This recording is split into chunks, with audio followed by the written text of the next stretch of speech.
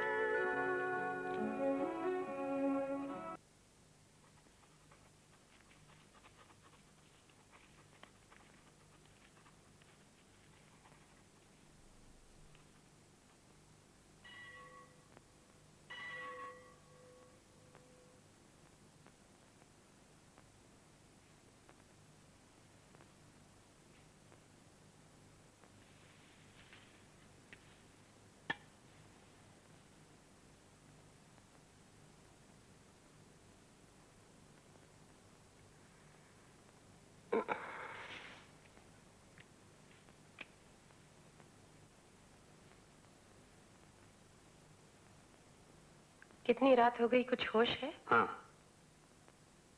कितनी? पता नहीं। तो फिर हाँ क्यों कहा? बज रहे होंगे 10-11। 2 बज रहे हैं। इस वक्त रात के 2 बज रहे हैं। हाँ, 2 बज रहे हैं।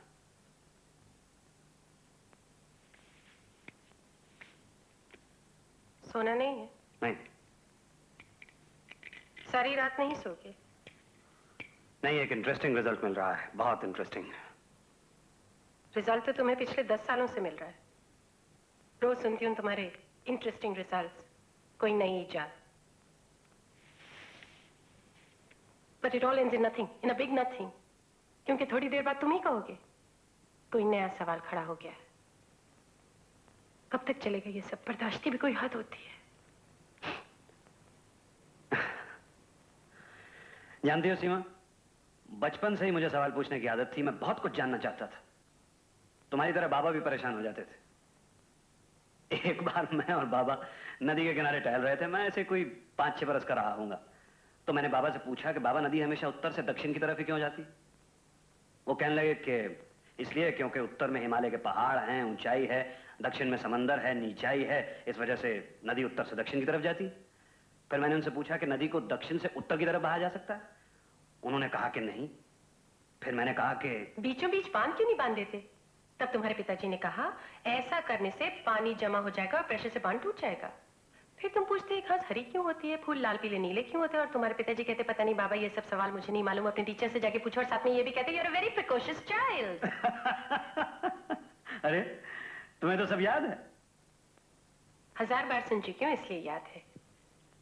अब चलो सोने चलो। नहीं नहीं, एक बहुत इंटरेस्टिंग रिजल्ट मिल रहा है, बहुत इंटरेस्टिंग। सारी रात जागते रहोगे और सुबह 8 बजे हॉस्पिटल ड्यूटी पे जाना पड़ेगा। हाँ मालूम है। ऐसा करने से सेहत कब तक ठीक रहेगी तुम्हारी? मालूम नहीं। अरे जाओ ना, परेशान मत करो, सो जाओ जाके। मुझे भी शांति से काम करने दो। मैं भी शांति से सो नहीं सकती, इसके बारे में कभी सोच के देखा है तुमने? जाओ नींद की गोलियां खा लो।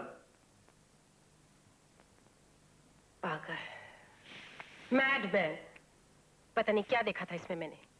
रूड, सेल्फिश, इनकंसिडरेट, खुदगर्ज। कसूर मेरा ही है जिससे शादी की थी मैंने।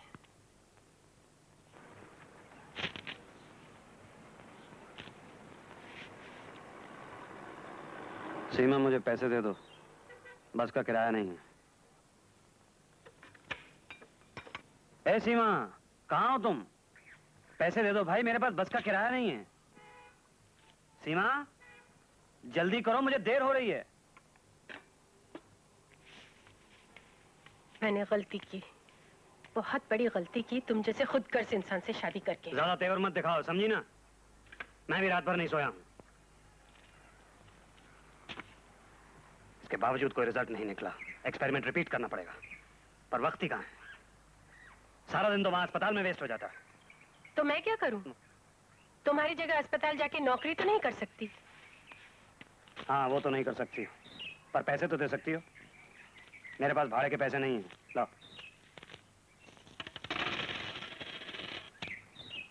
अरे, इतने सारे पैसों का मैं क्या करूंगा? मुझे तो ये बस 2 रुपए चाहिए ट्राम के भाड़े के लिए, बस। मैंने सुबह से कुछ नहीं खाया, इस बात का होश है तुम्हें?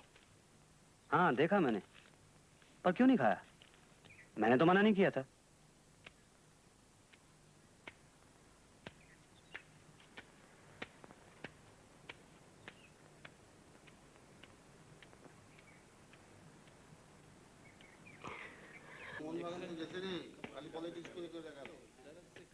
हाँ, कैसी तबीयत है? ठीक हूँ सर, आपकी?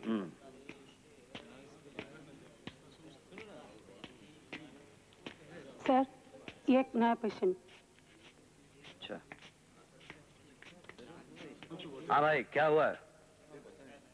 कुछ भी अच्छा नहीं लगता है डॉक्टर साहब। पता नहीं मुझे क्या हो गया है। कुछ भी अच्छा नहीं लगता है मतलब? कुछ समझ में नहीं आ रहा है, लेकिन मेरी तबीयत अब पहले जैसे नहीं है डॉक्टर साहब। छोटी छोटी बातों पर आप अस्पताल में दाखिल हो जाते हैं। लंबा सांस लो। कई जगह सूना लगता है।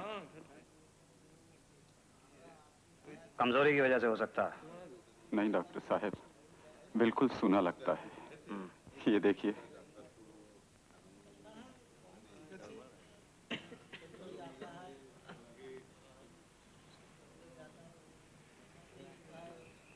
उठो, उठो जरा, चलो उठो जरा, चल के दिखाओ।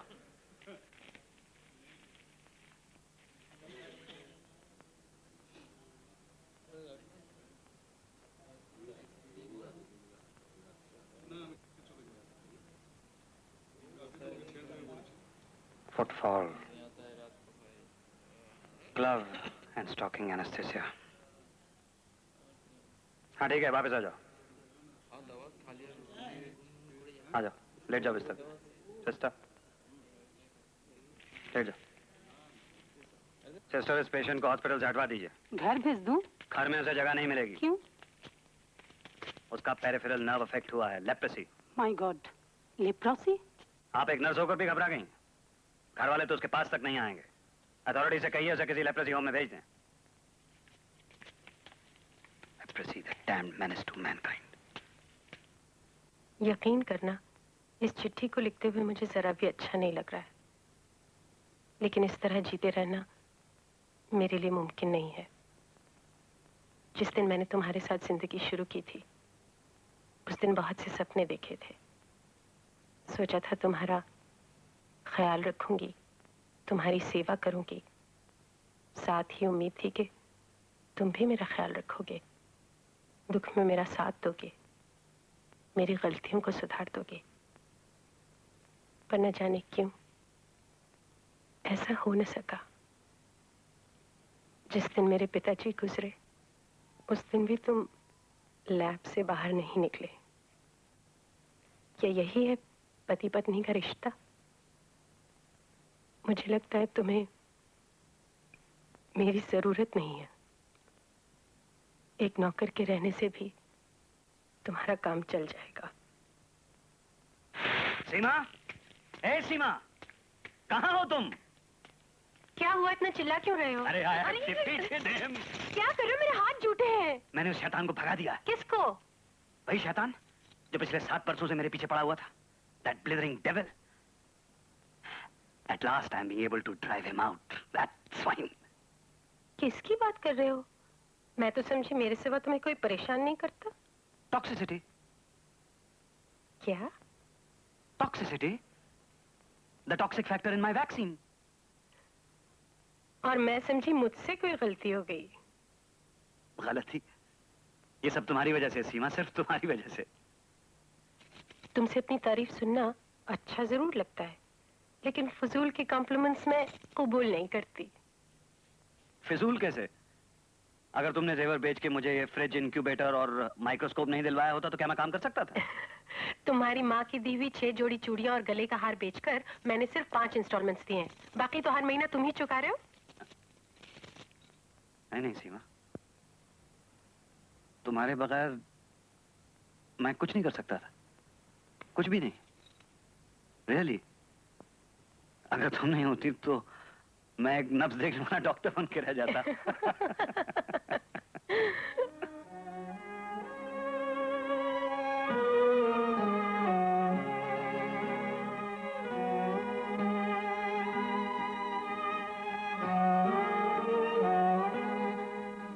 बहुत परेशान करते हो अमूल्य। हम अखबार वाले होते ही परेशान करने के लिए हैं। मैं तुम्हें पसंद नहीं करता। I don't like you. मेरा कसूर? तुम तो एस्ट्रोफिजिक्स के स्टूडेंट थे ना? हाँ। और एक अच्छे स्टूडेंट। तो फिर साइंस को छोड़कर ये अखबार के कॉरेस्पॉन्डेंट, साइंस कॉरेस्पॉन्डेंट बनने की क्या जरूरत थी? Does it make any sense? दादा, सभी कोई तो साइंटिस्ट नहीं बन सकते ना। और जो लोग साइंटिस्ट होते हैं वो किसी और मिट्टी के होते हैं। मैं उस मिट्टी का नहीं बना हूँ। I know my limitations. इस बात का एहसास कब हुआ? पीएचडी के बाद। तुमने तो पीएचडी किया, मैं तो एक मामूली एमबीबीएस हूँ। दादा, आपके जीन्स में, आपके क्रोमोसोम्स में कुछ है जो पीएचडी और डिग्री होल्डर्स के पास नहीं होता है। बेकार की बात है। मैंने जब रियलाइज किया कि मैं एक ट्रू साइंटिस्ट नहीं बन सकता हूँ, तो मैंने सोचा I love science, I can't leave science. तो मैंने सोचा कि साइंटिस्ट बने बगैर भी बहुत कुछ किया जा सकता है। इन द सेंस कि आप जैसे लोगों के काम के बारे में गवर्नमेंट को बताना, ये गवर्नमेंट को ये बताना कि इंडिया में भी फंडामेंटल साइंस के नाम पर बहुत कुछ हो रहा है, और अखबार इसके लिए सबसे अच्छा मीडियम। देखो, लोगों के जानने या ना जानने से मुझे कोई फर्क नहीं पड़ता है। I am a selfish man. Yes, I am. I am busy with my self and I like being busy with my self. इंसान की जिंदगी मान लो 70 साल है, 20 साल निकाल लो, 50 साल विज्ञान के क्षेत्र में कुछ भी करने के लिए बहुत कम है। There is always somebody from within who is telling me, so much to do, so little is done. Hurry up. या वेरी ट्रू। आप जरा अपने काम के बारे में बताइए। कुछ इंटरेस्टिंग रिजल्ट्स मिल रहे हैं। अच्छा? हाँ, बहुत interesting. But it's a long way to go.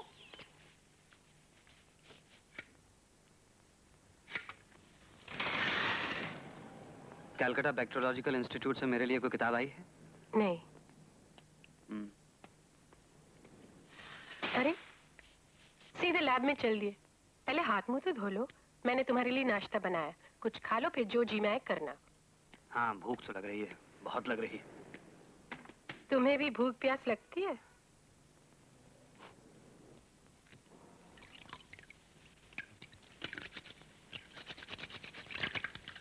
आज अमूल्य से मुलाकात हुई थी, जोंक की तरह चिपक रहा है। अभी कोई रिजल्ट निकला नहीं और चाहता है कि उसे सब बता दूं। पब्लिसिटी। इन्हीं लोगों ने साइंस को कमर्शियलाइज कर दिया है।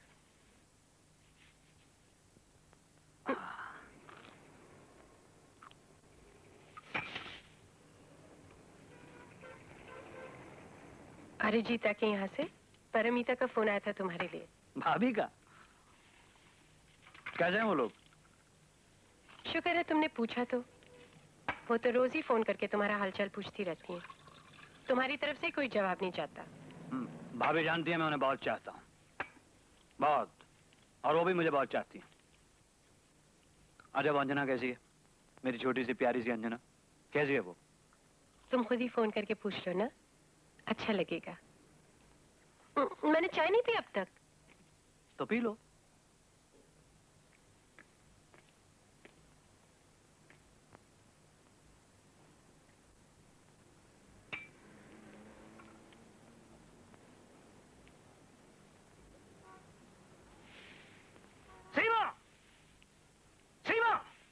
मेरी लैब में कौन घुसा था? मैंने कितनी बार कहा है, जब मैं ना रहा करूं तो मेरी लैब में कोई नहीं घुसेगा। कौन घुसा था लैब में? इतना शोर क्यों मचा रहे हो? धूल जमी पड़ी थी, साफ कर दिया उसे। हाँ रहेगी, धूल भी रहेगी, गंदगी भी रहेगी, लेकिन इसका मतलब ये नहीं है कि तुम सब तहस नहस कर दो। क्या तहस नहस कर दिया? उल्टे तुम्हारे पेपर सब ढंग से रख दिए हैं मैंने। कोई जरूरत नहीं है ढंग से पेपर रखने की। 1000 तरह के कागज हैं जिनमें 1000 तरह के नोट्स रखे हुए हैं। किस में क्या लिखा हुआ है ये सब यहाँ है, मेरे दिमाग में। तुमने सब उठा के उल्टा पुल्टा कर दिया है। अब पूरा एक दिन बर्बाद करना पड़ेगा इसे ठीक करने के लिए। वैसे ही वक्त नहीं है मेरे पास, ऊपर से पर नथिंग, वेस्टेज ऑफ टाइम। पता नहीं मुझे इस घर में कब शांति मिलेगी। तो जहाँ शांति मिलती चले जाओ ना, रोकता कौन है तुम्हें? रोक रही हो तुम और तुम्हारे इडियोटिक अनएजुकेटेड एक्ट्स। देखो, तुम्हारी तरह भले ही मैं एक सेल्फ इम्पोज्ड पागल साइंटिस्ट न हूं, लेकिन मैं अनएजुकेटेड नहीं हूं, समझे? मेरे पास भी यूनिवर्सिटी की डिग्री है। जब भी चाहूं किसी स्कूल या कॉलेज में नौकरी मिल ही सकती है। मैं तो छोड़ के चली भी जाऊं, लेकिन क्यों नहीं जाती मालूम है? क्योंकि मेरे अलावा तुम्हारी देखभाल करने वाला है ही कौन? कोई जरूरत नहीं है मेरी देखभाल करने की। ये देखो तुम्हारी देखभाल का नतीजा।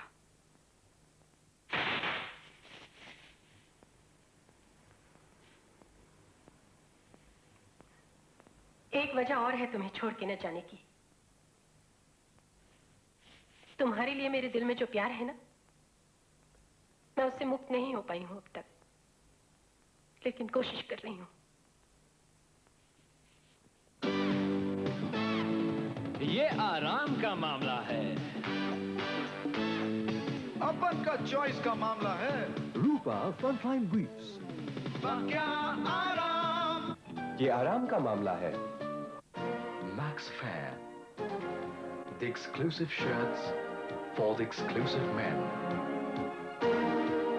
Max Fair, for men who know their class. Max Fair, from Fame Enterprises. चाची, इस पुराने चाकू को फेंककर तेज धार वाले क्रिस्टल चाकू ले आओ। क्रिस्टल चाकू? क्रिस्टल चाकू? क्रिस्टल चाकू से हर चीज आसानी से कट जाती है। घर घर की शान क्रिस्टल।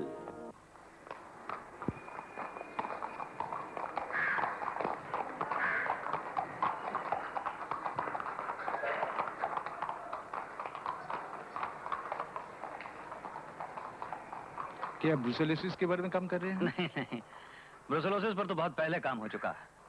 हाँ वैसे इम्प्रोवाइजेशन वगैरह तो चलता ही रहता है। मैं डॉक्टर साहब एक हार्मोन बनाने की कोशिश कर रहा हूँ।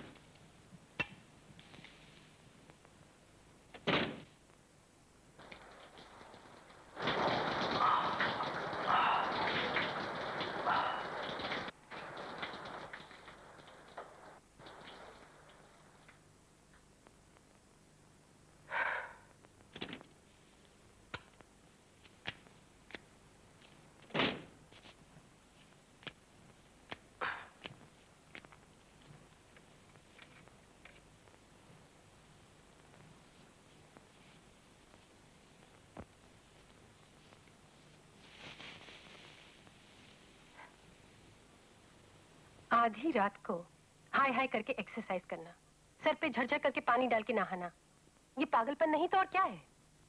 Necessity knows no law. इसका सही मतलब समझती हो? नहीं ना? जब किसी चीज के बारे में समझ ना हो तो बात करने की जरूरत ही क्या है?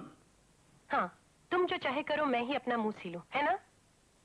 इस घर में एक और इंसान रहता है, उसकी भी कुछ जरूरतें हैं। कभी ख्याल आया है तुम्हें? ना खुद सोते हो ना किसी और को सोने। कभी भी सो सकती हो। कौन रोकता है तुम्हें सोने से? तुम। घर में 2 छोटे छोटे कमरे हैं, सांस लेना भी मुश्किल, ऊपर से टाइपराइटर की खटखट, जैसे भूतों का नाच हो रहा हो।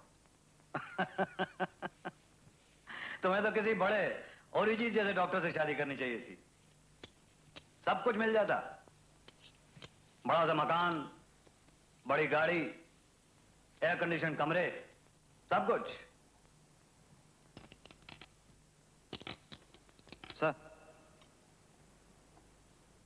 सर ट्यूबरकुलोसिस में तो हम आइसोनिकोटोनिक एसिड हाइड्रोजाइड के साथ पैराएमिनोसैलिसिलिक एसिड देते हैं।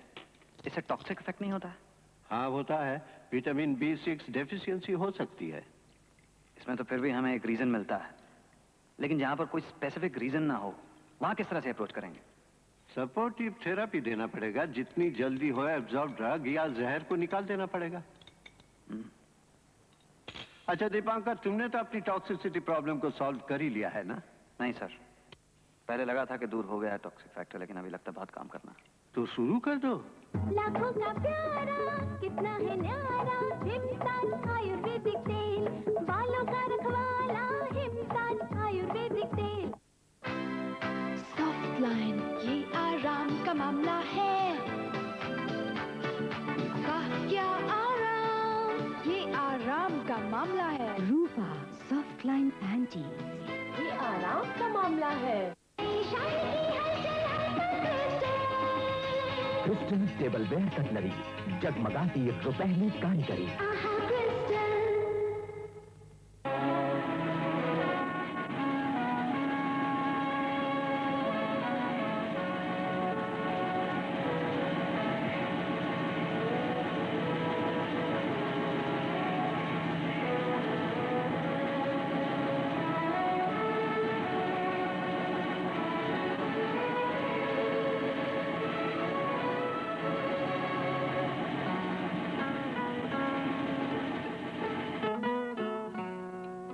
Must work now.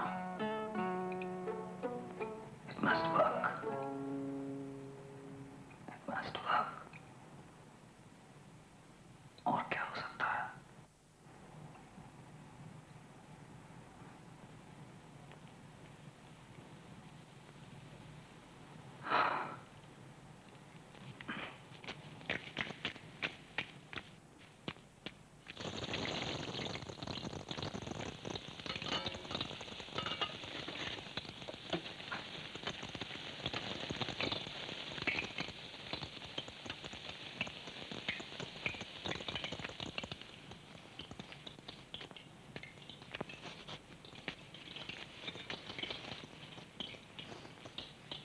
It has to work.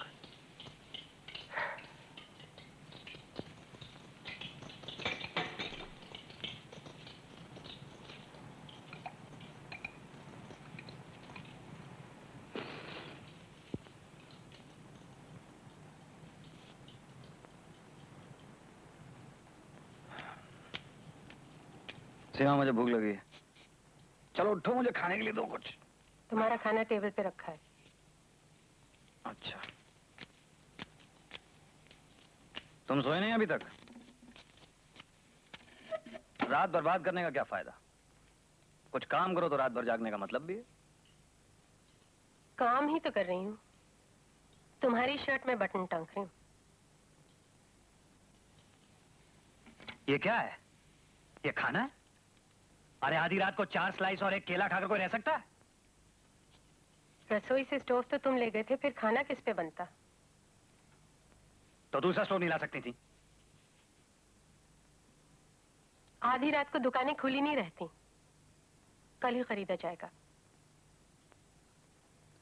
Gas वाले से कहना कल गैस दे जाए। तुम खुद ही कह देना।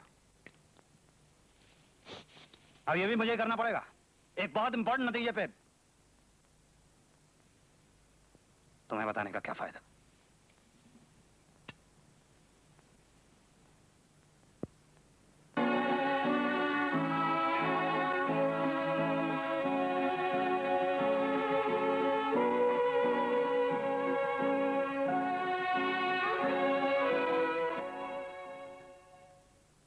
अनंत राहे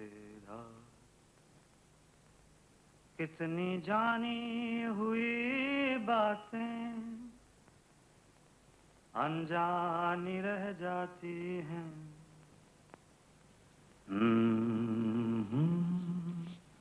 महाजीवन अनंत राहे कितनी जानी हुई बातें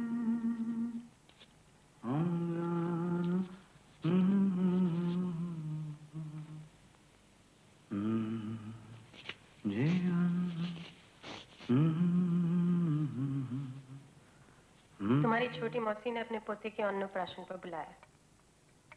खुद आई थी, जाने के लिए बार बार कह गई। मेरे पास वक्त नहीं है ऐसी स्टूपिड चीजों के लिए, तुम अकेली चली जाना।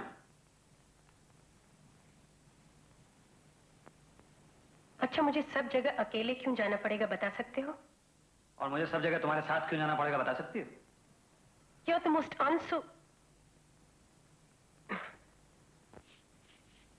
कब तक चलेगा? दम घुटता है मेरा यहाँ। इस घर में न कोई खुशी है, न किसी इंसान के प्रति प्यार, न कोई ममता, न कोई जिम्मेदारी। बस जो भी है इन्हीं के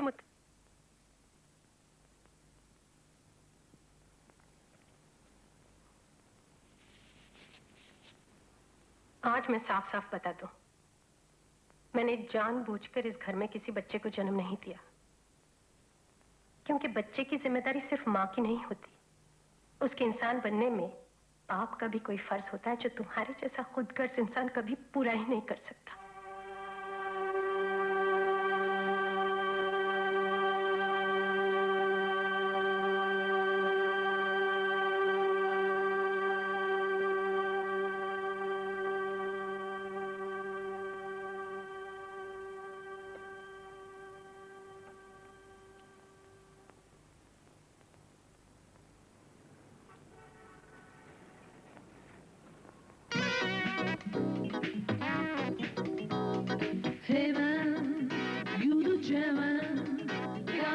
You amongst a million. Hey man, you the German. Sick you for the fun, German. Sick you for the fun, German. ये हुस्न ये शबाब, हिमानी गोल्ड टर्मरिक, हल्दी मेहंदी चंदन तुलसी खस के गुणों से भरी हिमानी गोल्ड। मच्छरों का हमला तो क्या, अब आया समुराई। मच्छरों को भगाए, आपको चैन की नींद सुलाए। Samurai electronic mosquito repellent. और दूसरी तरफ शिक्षा व्यवस्था में सुधार लाना है। भारत की जनसंख्या में हर वर्ष पूरे ऑस्ट्रेलिया की जनसंख्या की रफ्तार से वृद्धि हो रही है। अगर इसकी रोकथाम के उपाय न किए गए तो देश की प्रगति में बाधा आ सकती है। उसी तरह शिक्षा व्यवस्था को केवल शहरों तक सीमित न रखकर गाँव तक ले जाना होगा। कलकत्ता से प्राप्त सूचना के अनुसार दीपंकर राय नामक डॉक्टर ने एक खास टीके का आविष्कार किया है। डॉक्टर राय इस टीके पर पिछले 10-12 सालों से काम कर रहे थे। उनका दावा है कि यह विशेष टीका भविष्य में कुष्ठ रोगों का नामो निशान मिटा देगा। औरतें गर्भावस्था के दिनों में ही अगर यह टीका ले लें तो भावी संतान में कुष्ठ जैसे रोगों के खिलाफ प्रतिरोध क्षमता बढ़ जाएगी। इसके अलावा उन्होंने इस टीके के एक पार्श्व प्रभाव पर भी गौर किया है।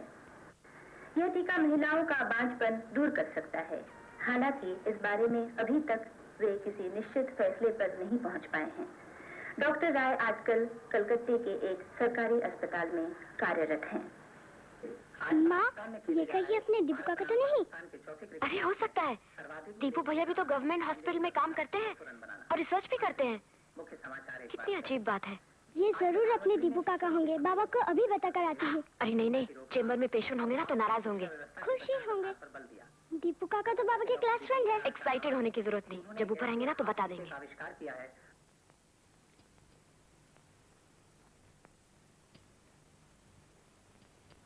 इतना स्टीफ क्यों हो रहे हैं?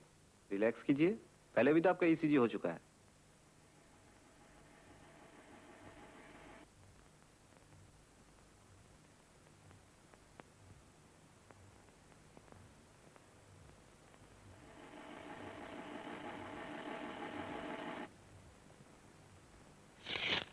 लीजिए, कपड़े पहन लीजिए।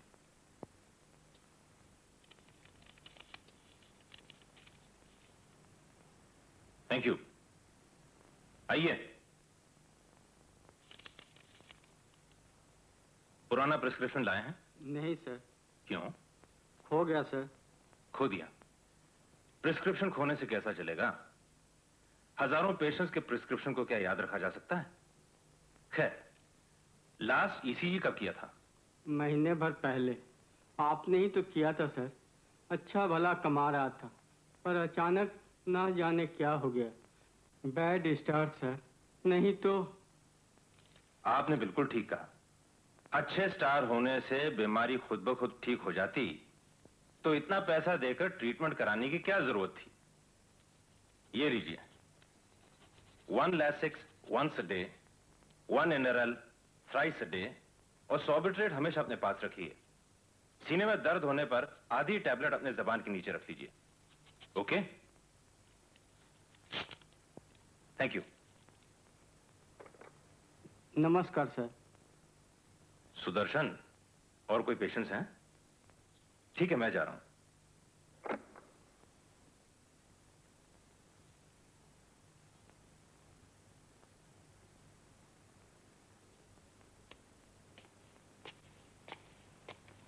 बाबा बाबा, एक ग्रैंड न्यूज है। दीपू काका ने एक जोरदार काम किया है। दीपांकर ने क्या किया? किसी को पकड़ के मारा पीटा है? नहीं, अभी टीवी पर बताया कि वैक्सीन। वैक्सीन क्या होता है बाबा? बेटे, वैक्सीन वो चीज होती है जिसे हम टीका कहते हैं, जैसे स्मॉल पॉक्स का टीका, पोलियो का टीका। हाँ, दीपू काका ने एक नया वैक्सीन आविष्कार किया है। क्या किया है? एक नया वैक्सीन इजाद किया है जिसके लगाने से लेप्रेसी नहीं होती। दीपांकर यानी अपना दीपू? छे। अरे, तो तुम्हारा क्या मतलब है? क्या मैंने और अंजना दोनों ने गलत सुना है? डॉक्टर दीपांकर राय मेडिकल कॉलेज में नौकरी करते हैं। फोन करके उन्हें कांग्रेचुलेट करो ना बाबा। न जाने तुम लोग क्या क्या सुन लेते हो। कहीं मैं तुम लोगों की बातों में आकर उसे खटाक से फोन करूं और एक एम्बैरेसिंग सिचुएशन क्रिएट हो जाए। मैं इन सब झमेलों में नहीं पड़ना चाहता। अरे फोन करो तो सही, दीपू भैया हुए तो खुद ही बता देंगे। मुझे तो इतना प्यार करते हैं कि देखने के साथ ही जेब से मैजिशियन की तरह चॉकलेट निकाल देते हैं। और तेरे बाबा को तो जान से भी ज्यादा चाहते हैं, और किसी को इतना नहीं चाहते। जब भी मिलेंगे पहले गाली।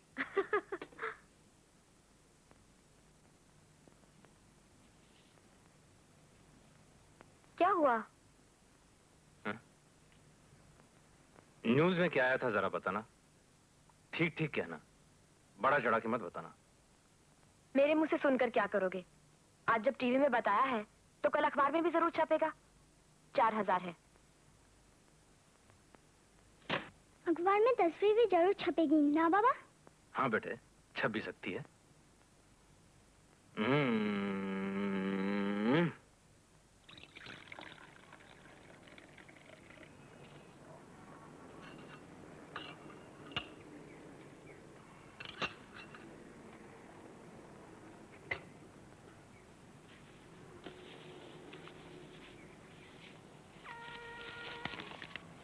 Vaccine for leprosy.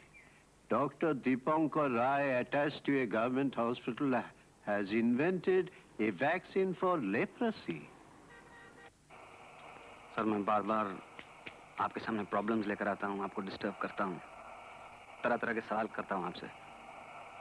सवाल कौन करते हैं दीपंकर? जो कुछ जानना चाहते हैं वही सवाल करते हैं। सर, अगर मेरे काम में कोई जरा सी भी रुकावट आ जाती है तो मैं बहुत परेशान हो जाता हूँ, और जब तक हल नहीं मिल जाता है तब तक शांति नहीं आती मुझे सर। ऐसा ही तो होना चाहिए। हल नहीं मिल रहा कहने से नहीं चलता, हल ढूंढकर निकलना ही पड़ता है। I know, I know. हल ना निकलने का मतलब है resignation, retirement, full stop. Science में फुल स्टॉप नाम की कोई चीज होती ही नहीं। Yes sir. दीपंकर, एक्सपेरिमेंट किए जाओ रिजल्ट की चिंता किए बगैर। गो ऑन एक्सपेरिमेंटिंग, एक के बाद एक। फिर एक दिन देखोगे तुम्हारे ये तमाम एक्सपेरिमेंट से कहानी सुना रहे हैं, एक स्टोरी सुना रहे हैं, and that story is important.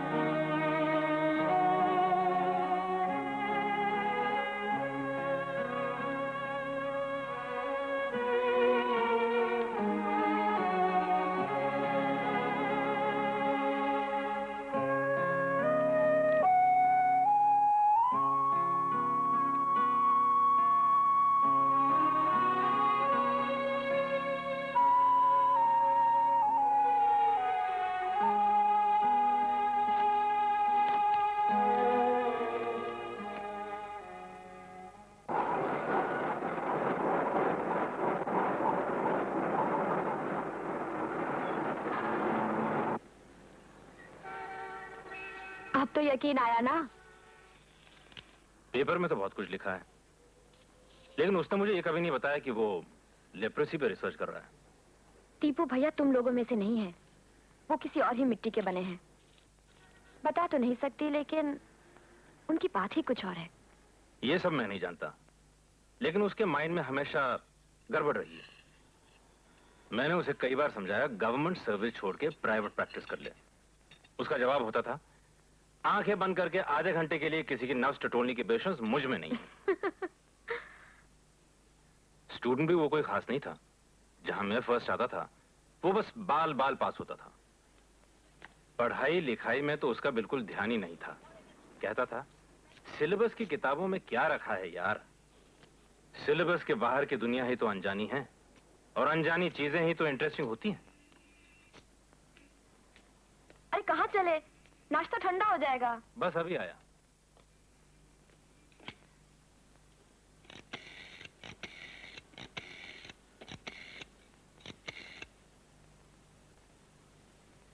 Hello.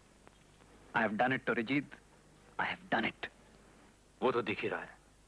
लगता है आज का अखबार सिर्फ तेरे लिए छपा है। 10 साल। It took me 10 long years. लेकिन ये 10 साल कैसे बीत गए पता ही नहीं चला। इन 10 सालों में मैंने अपने आप को पूरी तरह एंजॉय किया है Arijit. I have lived every bit, every moment of it. जल्दी से किसी दिन यहाँ जा, तेरे रिसर्च के बारे में सुनूंगा। We live to learn. अरे छोड़ साले, तेरे पास टाइम ही कहाँ है, प्रैक्टिस जमा के बैठा। वो कहावत है ना, रुपया ही मिट्टी और मिट्टी ही रुपया। तेरे लिए तो रुपया ही मरीज और मरीज ही रुपया। बोल। ठीक ही कह रहा है। मैं तो सिर्फ एक पैसे बनाने वाली मशीन बन गया हूं, अ मनी मेकिंग मशीन। खैर, तूने तो कुछ कर दिखाया। कुछ कर दिखाया मतलब? तू इसे इतना मामूली क्यों समझ रहा है अरिजीत? एक ऐसा रोग जो सदियों से घृणा और अछूत का विषय बना हुआ है। इंसान जिसके पास नहीं जाना चाहता है। घर में भी अगर किसी को हो जाए तो भले कोई भी क्यों ना हो, बाप बेटा बेटी कोई भी क्यों ना हो, उसे घर छोड़कर जाना पड़ता है। कैसा अभिशप्त रोग है? बोल, बता, तू ही बता। एक कर्स डिजीज जिसके पास तेरे जैसे डॉक्टर्स भी नहीं जाना चाहते हैं। ट्रीटमेंट की बात तो खैर बहुत दूर की है। अरिजीत, इस पृथ्वी से मैं इस रोग को जड़ से मिटा दूंगा।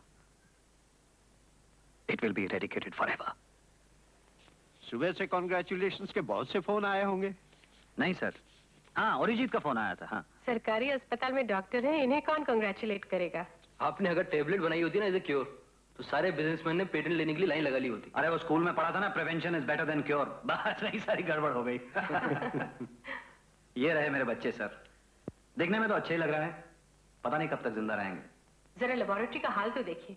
कौन मानेगा यहाँ लेप्रोसी की वैक्सीन इन्वेंट की गई है। आविष्कार सिर्फ एयर कंडीशन लैब या कीमती इंस्ट्रूमेंट्स नहीं करते हैं सीमा, ग्रे मैटर्स करते हैं, जो तुम्हारे हस्बैंड के पास है। आप लोग बात करिए, मैं चाय बना के लाती हूँ। हाँ, अच्छा अब तुम अपने काम के बारे में जरा बताओ। हालांकि ये मेरा सब्जेक्ट नहीं है, फिर भी अलर्ट तो है, देखो समझ पाता हूँ या नहीं। जर्मनी में डॉक्टर ऑल्टमेंट ने इन 30s, आज से 60 साल पहले, लेप्रेसी के रोग पर काम किया था। उन्होंने एक पेपर भी पब्लिश किया था। उसी पेपर को बेस करके मैंने अपना काम किया है सर। लेकिन इसके बारे में तो तुम पहले कुछ नहीं बताया। वो सिर्फ इसलिए because I was not sure. फिर क्या हुआ? डॉक्टर ऑल्टमेंट अपनी रिसर्च को पूरा तो नहीं कर पाए। उन्होंने ये वैक्सीन बनाया, Exon. X in this is the undetermined factor, इसी वजह से उन्होंने इसका नाम रखा एक्सॉन। ब्राउन माउस में लेप्रेसी के बेसिली इंजेक्ट करने के बाद भी वो ये रोग पैदा नहीं कर पाए। लेकिन एक बहुत इंटरेस्टिंग बात हुई सर। एक्सॉन इंजेक्टेड माउस के कुछ एक बच्चों में ये रोग पैदा हो गया। फैसिनेटिंग। लेकिन हम जानते हैं कि लेप्रेसी पैदाइशी बीमारी नहीं है। It is not a hereditary disease. Of course. इसका मतलब है कि एक्सॉन ने ही ये काम किया था। अनफॉर्चुनेटली डॉक्टर ऑल्टमेंट अपनी रिसर्च आगे नहीं बढ़ा पाए। पकड़ लिए गए, कंसंट्रेशन कैंप में नाजियों ने मार डाला। Just because he was a Jew. हाँ, आइंस्टाइन अगर उस वक्त जर्मनी छोड़ा ना होता तो शायद उनके भी यही दशा होती। हाँ, फिर दीपंकर। डॉक्टर ऑल्टमेंट के एक्सॉन में मैंने एक हार्मोन मिक्स किया और बेसिली ग्रो करने में कामयाब हो गया। ये देखिए सर। लेकिन इसके बाद बहुत प्रॉब्लम्स मेरे सामने आए। टॉक्सिसिटी, टॉक्सिक फैक्टर, जिसको लेके कई बार मैंने आपको भी परेशान किया। कई साल मुझे लगे इसे सॉल्व करने में। एनीवे, एक बार बेसिली ग्रो कर लिया तो मुझे एक होस्ट मिल गया। होस्ट। उसके बाद ज्यादा मुश्किल नहीं था। It was all easy. किस एनिमल पर एक्सपेरिमेंट किया? जहां तक मैं जानता हूं लेप्रोसी के बारे में रिसर्च मंकी इतना रिस्पॉन्ड नहीं करता। हाँ सर, वो तो नहीं करते। दरअसल आर्मेडिलो इज द आइडियल एनिमल, लेकिन वो तो अमेरिका में होता है। वैसे हमारे यहां भी एक एनिमल पैंगोलिन है, मगर मुझे कहां से मिल सकता था। इसीलिए मैंने अपने एक्सपेरिमेंट्स ब्राउन माइस पर किए हैं। काम करते करते एक बहुत इंटरेस्टिंग ऑब्जर्वेशन मेरे सामने आया सर। स्टेरिलिटी। स्टेरिलिटी रहने पर, यानी बांझ स्त्री पर इस वैक्सीन का क्या असर होगा, ये देखने के लिए मैंने इस फीमेल मंकी को, जिसके बच्चा नहीं होता था, ये वैक्सीन इंजेक्ट किया। उसके बच्चा हो गया सर। हाँ, आई डोंट नो, लेकिन हो सकता है कि ये बच्चा इस हार्मोन की वजह से हुआ। कौन सा हार्मोन? गोनेडोट्रोपिन ग्रुप का। ये फील्ड पूरी तरह से ओपन है सर। अगर कोई इस विषय पर काम करे तो गायनोकोलॉजिस्ट को बहुत फायदा हो सकता है। लेकिन ये साइड इफेक्ट वाली बात, मेरा मतलब स्टेरिलिटी के बारे में अगर प्रेस में फ्लैश नहीं किया होता तो अच्छा था। क्यों सर? दीपंकर का सब्जेक्ट लेप्रेसी है, उसका साथ इसका कोई लिंक नहीं है। इससे तो आप लोगों की बात अब तक चल रही है। चाय यहीं ले आऊं क्या? नहीं नहीं सीमा, मैं तो चाय पी कर आया हूं, तुम लोग चाय पी लो। दीपंकर, क्या मैं तुम्हारा नोट्स देख सकता हूं? Of course sir. हाँ, ये लिस्ट ऑफ ऑब्जर्वेशंस यहां से शुरू होता है। Thank you. जाओ तुम चाय पी कर आओ, जाओ।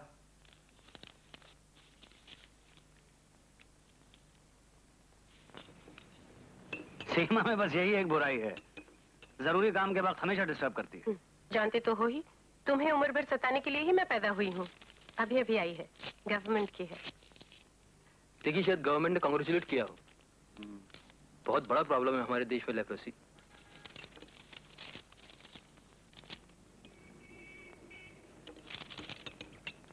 क्या हुआ? हेल्थ सेक्रेटरी का खत है। 10 बजे मिलने के लिए बुलाया है। गवर्नमेंट ऑफिसर से मिलना मुझे अच्छा नहीं लगता।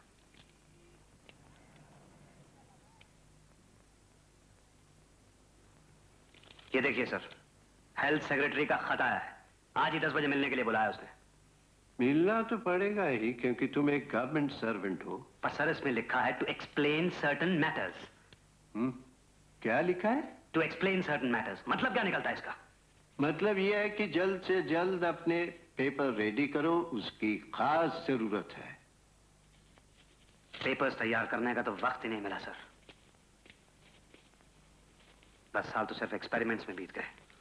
अब बिना वक्त बर्बाद किए पेपर जल्द रेडी करो। हमारे इस देश में बहुत कुछ बीतते रहता है। और सुनो, जब तुम रेडी हो लो, मैं तुम्हारे कुछ नोट्स कॉपी करके ले जाऊंगा। करीब 3-4 घंटे तो लग ही जाएंगे।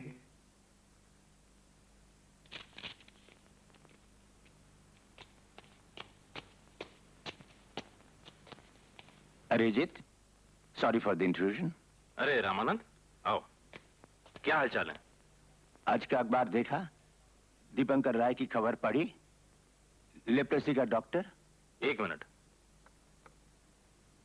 सुदर्शन, जब मैं कहूं तभी पेशेंट भेजना। हाँ, अखबार पढ़ा था। तुम यकीन करते हो? Absolute bluff. तुम्हें लगता है कि ब्लफ है? Sheer bluff. तुम नहीं जानते हो दीपंकर को। लाइट माइंडेड एक पागल, उम्र भर कुछ नहीं कर सका, अब सेंसेशन चाहिए। मेडिकल साइंस में ब्लफ नहीं चलता रामानंद। अगर वो ब्लफ कर रहा है तो जरूर पकड़ा जाएगा, और अगर पकड़ा गया तो खुद ब खुद फंस जाएगा। पकड़ा भी जाएगा और दांत चमकाकर हंसेगा भी। हम दोनों स्कूल से लेकर मेडिकल तक एक ही साथ पढ़े हैं। मैं उसे अच्छी तरह जानता हूं। वो किसी और ही मिट्टी का बना है। वो तुम्हारा क्लासमेट था, शायद इसीलिए तुम्हें मेरी बात बुरी लगी। लेकिन उसके लिए मेरे पास कोई सेंटिमेंट नहीं। इतना ही ब्रिलियंट हो तो एक ऑर्डिनरी एमबीबीएस होकर क्यों रह गया? हाँ, मेरी तुम्हारी तरह कोई हायर डिग्री भी हासिल नहीं कर सका। जानते हो, वो गाना गाता है। हाँ, वो भी हारमोनियम बजाकर। लेकिन इससे फर्क क्या पड़ता है? आइंस्टाइन के पास वायलिन था, सत्येन बोस इसराज बजाते थे, डॉक्टर होमी भाभा पेंटिंग करते थे। क्या कह रहे हो? तुम उसकी तुलना आइंस्टाइन, सत्येन बोस, डॉक्टर भाभा जैसे साइंटिस्ट के साथ कर रहे हो? Can there be any comparison? Damn it! Ramanand, तुम उसे अंडर एस्टिमेट कर रहे हो। वो हमेशा से ही आउट ऑफ द ऑर्डिनरी रहा है। उसमें एक जबरदस्त डिटर्मिनेशन है। मैं उसकी एक भी बात पर यकीन नहीं करता, even it is theoretically impossible. Okay, वो लेप्रेसी लेकर वो जो भी दिल में आए करे, मुझे कुछ नहीं कहना। लेकिन किस अधिकार से उसने हम गायनोकोलॉजिस्ट के मामले में इंट्रूड किया? तुमने पढ़ा है उसके वैक्सीन से स्टेरिलिटी दूर होगी, बाज औरतों को बच्चे होंगे। हाँ, पढ़ा था। लेकिन इस मामले में वो डेफिनेट नहीं है। उसने तो कहा ही है कि ये साइड इफेक्ट है। डेफिनेट अगर नहीं था तो अखबार में पब्लिसिटी क्यों करवाई? पेशेंट को जवाब देते देते हमारी जान निकली जा रही है। अनकल्चर, एथिक्स का कोई ज्ञान नहीं, समझा है कि हम चुपचाप रहकर सब सह लेंगे। मगर रामानंद, उसका असली काम तो लेप्रेसी का वैक्सीन है। अरे छोड़ो भी, इतना आसान नहीं। अगर लेप्रेसी वैक्सीन की पॉसिबिलिटी होती तो इंग्लैंड अमेरिका में बहुत पहले ही बन चुकी होती। लेप्रेसी, हमारी दौड़ तो केवल काला रक्त की है, वो भी यूएन ब्रह्मचारी की बदौलत। अरिजीत, हमें तुम्हारी जरूरत है, कुछ ना कुछ करना ही पड़ेगा। अब तुम्हारा वक्त बर्बाद नहीं करूंगा, मैं चलता हूं।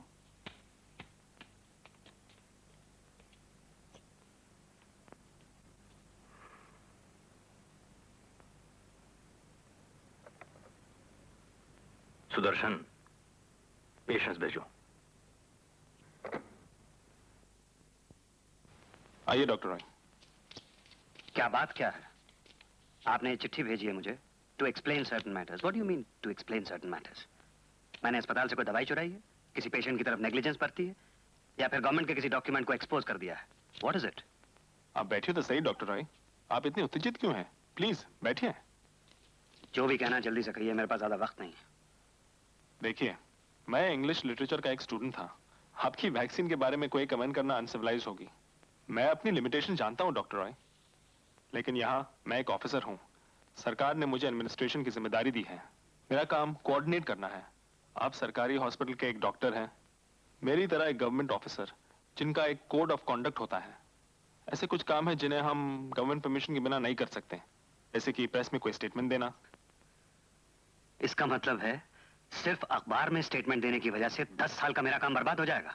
वो क्यों होगा? आपने तो एक अच्छा काम किया है। गवर्नमेंट डिपार्टमेंट से इस तरह का काम होने पर government should be proud of you. आप हमारे director of health doctor Khastagir से मिल लीजिए, उन्हें अपना मामला जाकर समझाइए। वो एक अनुभवी डॉक्टर है, उनके पास कई फॉरेन डिग्रियां भी है, वो आपकी बात को जरूर समझेंगे। आप लोगों ने ही तो ब्यूरोक्रेट्स के बदले टेक्नोक्रेट्स चाहा था। डॉक्टर रॉय को डायरेक्टर ऑफ हेल्थ के पास ले जाओ। ओके।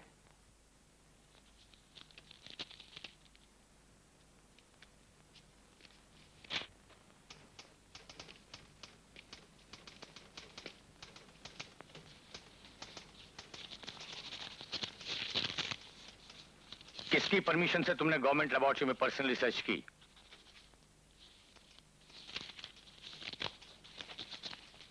मैं पूछ रहा हूं किसकी परमिशन से तुमने गवर्नमेंट लेबोरेटरी में पर्सनल रिसर्च की? मैंने गवर्नमेंट लेबोरेटरी में रिसर्च नहीं की है।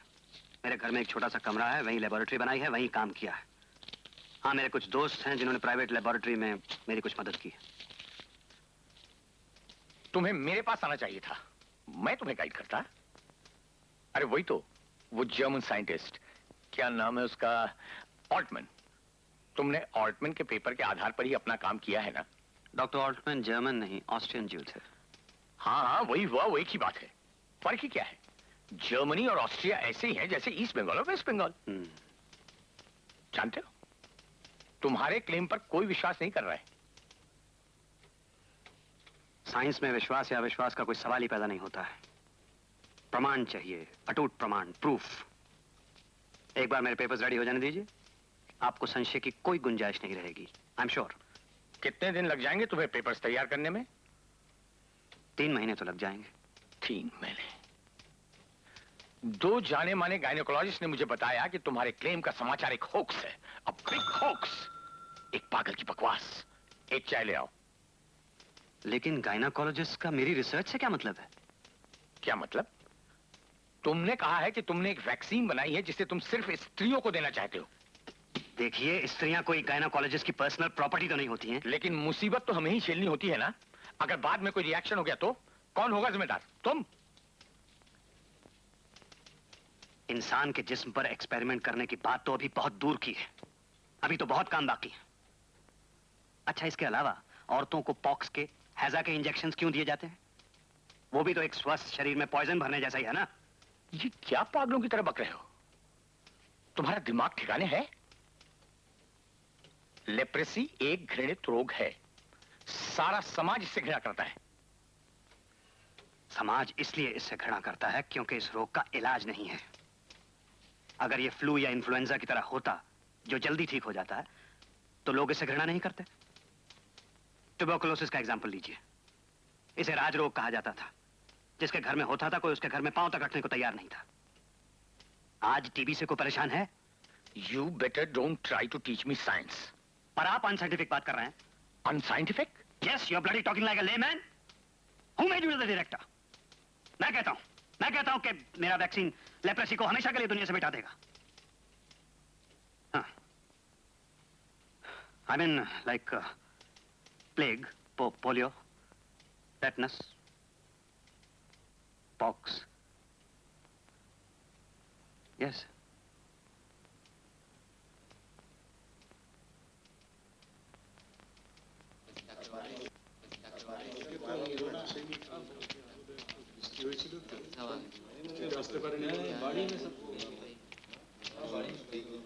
क्या बात है डॉक्टर साहब, आप इतने परेशान क्यों लग रहे हैं?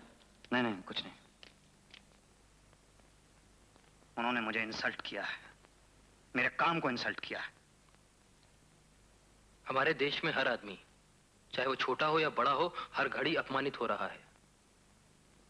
आप उन मूर्खों की वजह से अपने काम को नुकसान तो नहीं करेंगे? मैं तंग आ चुका हूं। जब मैंने रिसर्च शुरू की थी तो अपनी रीढ़ की हड्डी को स्टील से मढ़ लिया था, स्टील से। किसी की परवाह नहीं की मैंने, यहां तक कि सीमा की भी नहीं। जो लोग साइंस का एस तक नहीं जानते हैं, जब वो लोग दखलंदाजी करते हैं तो दिमाग खराब हो जाता है। 2 गायनेकोलॉजिस्ट मेरे पीछे पड़े हुए हैं। गायनेकोलॉजिस्ट। डॉक्टर रामानंद चटर्जी और डॉक्टर सुशांत मल्लिक। और यही नहीं है, इनके पीछे पूरा एक ग्रुप भी है। लेकिन क्यों? इन्होंने तो किसी का कोई नुकसान नहीं किया, चुपचाप अपने काम में लगे रहे। नहीं, दादा ने ये जो कहा है कि वैक्सीन के साइड इफेक्ट से औरतों की स्टेरिलिटी दूर हो जाएगी। क्या बेकार की बात कर रहे हो? वो सिर्फ एक ऑब्जर्वेशन था, एक पॉसिबिलिटी। ये सब मेरी गलती है। It was my mistake. मैंने सोचा था ये खबर लंदन जाएगी, अमेरिका जाएगी, फिर आखिर में घूम घाम कर यहां आएगी। मैं क्यों ना अपने लोगों को पहले ही बता दूं? मुझे क्या मालूम था कि अपने लोग पहली छुरी चला देंगे। किस पर छुरी चलाएंगे? ज्यादा मुझ पर? साइंस पर तो नहीं चला सकते ना। एक साइंटिस्ट मरेगा तो उसकी जगह पर बैठकर दूसरा साइंटिस्ट काम करेगा। काम तो चलता रहेगा। दुख की बात यह है कि इन बदमाशों के नाम इतिहास याद नहीं रखेगा और युग युग तक इसी तरह सबका नुकसान करते हुए अपने आप को बचाकर पार हो जाएंगे। I think we should unmask them. मगर सब एक जैसे थोड़ी होते हैं, उत्साह देने वाले भी बहुत हैं। हमारे कलकत्ते में बड़े बड़े डॉक्टर हैं, लेकिन वो पहले अच्छे इंसान हैं, बाद में बड़े डॉक्टर।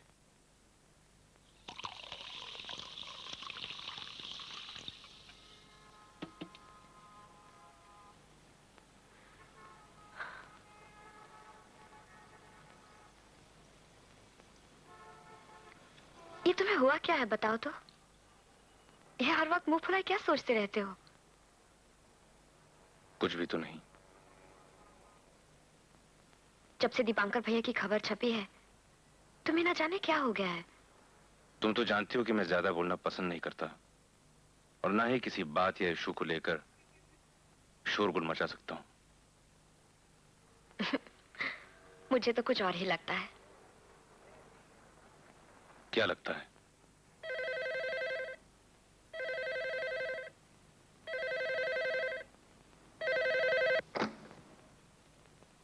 हेलो शामिली, क्या हुआ? क्या सच? अच्छा सुन, मैं तुझसे बाद में बात करती हूँ। जानते हैं, दीपू भैया की खबर बीबीसी में फ्लैश हुई है। क्या कहा? बीबीसी? हाँ। तुमने ठीक सुना? अरे अभी शामिली ने बताया। तब तो तुम्हारे दीपू भैया अब एक इंटरनेशनल फिगर बन गए। क्या हुआ माँ? अरे तेरे दीपू काका की खबर बीबीसी में फ्लैश हुई है। सच? उन्हें फोन करो। हाँ चल, मैं भी बात करती हूँ।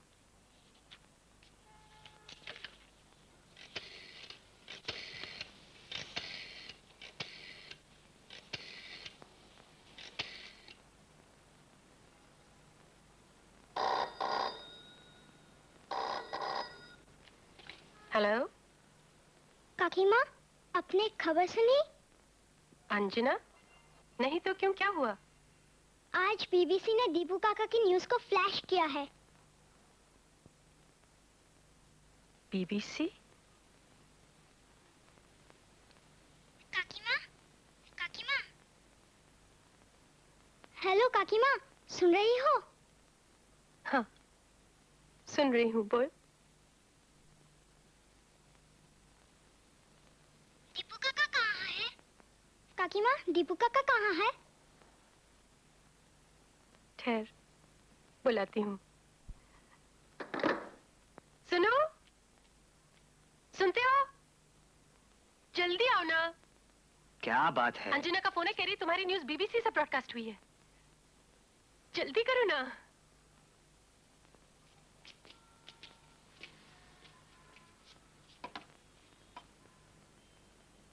हाँ, हमारी छोटी रानी माँ, ये क्या आलतू फालतू खबरें सुना रही हो?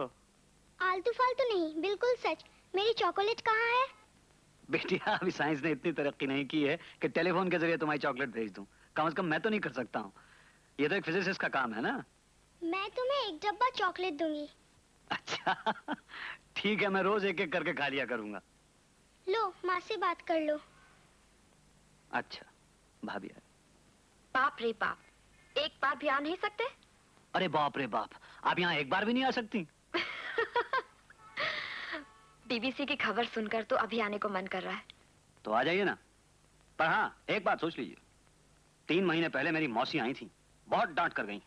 कहने लगी पहले से बता दिया होता कि इतनी खराब बीमारी पर काम कर रहे हो तो कम से कम बच्चों को साथ ना लेके आती।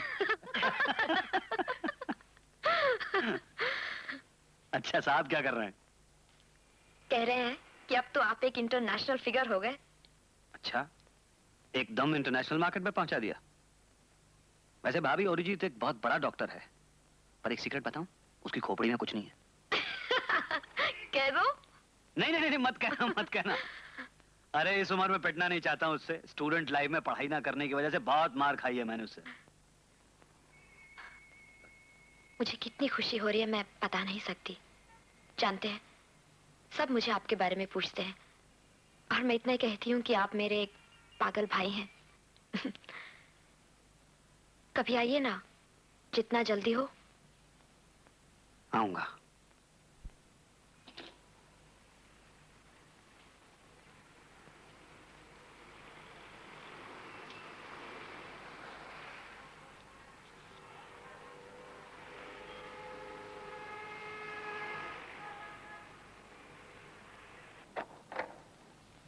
साहब, आपका फोन है।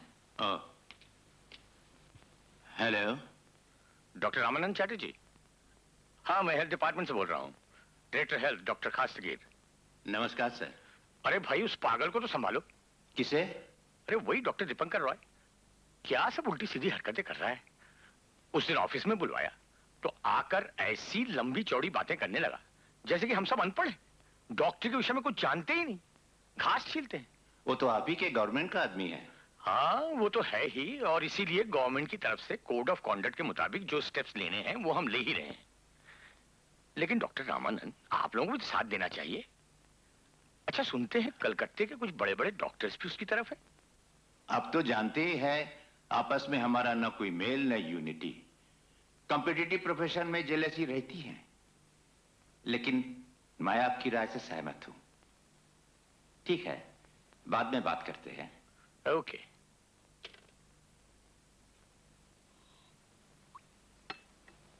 सुना है बीबीसी ने डॉक्टर दीपंकर रॉय की गवेषणा की खबर ब्रॉडकास्ट कर दी है, लेकिन जब तक विदेश से रिकॉग्निशन नहीं मिल जाती हमारा विश्वास दूर नहीं होगा। आप इतने बड़े गायनेकोलॉजिस्ट होकर भी ऐसी बातों पर विश्वास करते हैं? जी, करता हूं।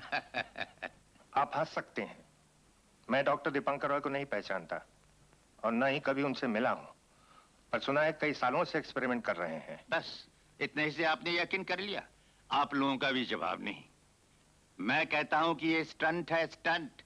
सिर्फ प्रमोशन के लिए अपना रास्ता बना रहा है। ये किसी एक रोग का वैक्सीन है, इससे भला औरतों की स्टेरिलिटी कैसे दूर होगी? चिकन पॉक्स रोग के साथ औरतों का संबंध है, वो कैसे? कैसा संबंध? प्यूबर्टी अटेन करने के बाद चिकन पॉक्स होने से कई औरतें अंधी हो जाती हैं और प्रेगनेंसी में जर्मन मिजल्स होने पर बच्चा विकलांग पैदा हो सकता है। ये और बात है। दरअसल औरतों के जिस्म ही कुछ ऐसा कॉम्प्लिकेटेड है कि... मैं एक गायनेकोलॉजिस्ट हूं डॉक्टर रामानंद चैटर्जी। मुझे गायनेकोलॉजी के बारे में बताने की जरूरत नहीं। Excuse me. Fraud. Doctor Dipankar Roy is a fraud. मेरी आप लोगों से एक प्रार्थना है कि मामले की तह तक गए बिना किसी पर बेबुनियाद इल्जाम मत लगाइए। हम तुम्हारे नोट्स देखे थे दीपंकर।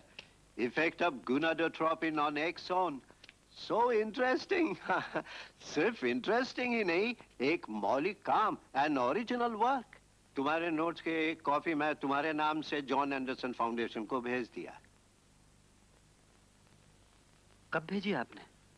आज जी सुबह। जब देखा कि तुम्हारे साथ ये गोलमाल शुरू हो गया तो पहले ही भेज देना ठीक समझा। ये आपने बहुत अच्छा किया सर। मैं भी ऐसे ही कुछ करने की सोच रहा था, लेकिन मेरी बात तो सुनता कौन? राजा का लड़का होने से ही राजा नहीं बन सकता है दीपंकर। क्रेडिबिलिटी की भी जरूरत पड़ती है। अच्छा दीपंकर,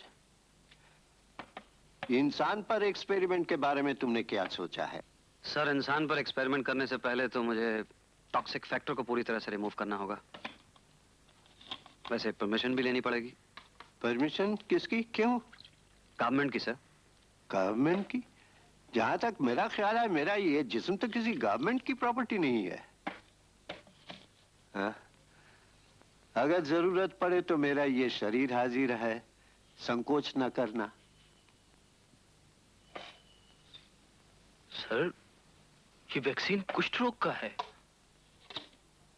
जानता हूं बाबा, जानता हूं, इन्फ्लुएंजा नहीं, लेप्रेसी। मेरा ये जिस्म भी तो जीर्ण हो चुका है। अगर ये बूढ़े का शरीर विज्ञान के काम में आता तो मुझे बहुत खुशी होती। तुम शायद नहीं जानते हो कि प्रोफेसर JBS हॉल्डन ने इस कलकत्ते में एक डॉक्टर सैनियाल को कैंसर के एक्सपेरिमेंट के लिए अपनी शरीर दान कर दिया था। आपकी बात याद रहेगी सर।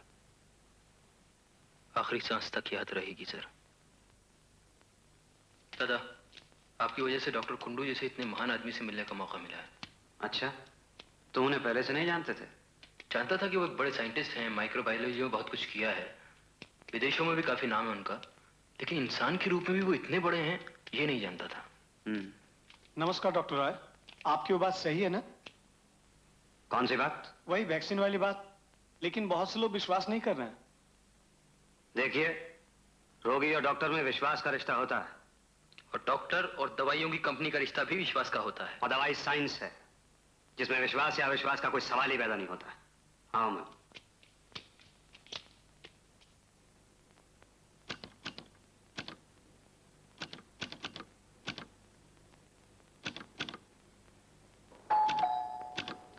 अरे इस कॉल बेल को डिस्कनेक्ट नहीं करवा सकती?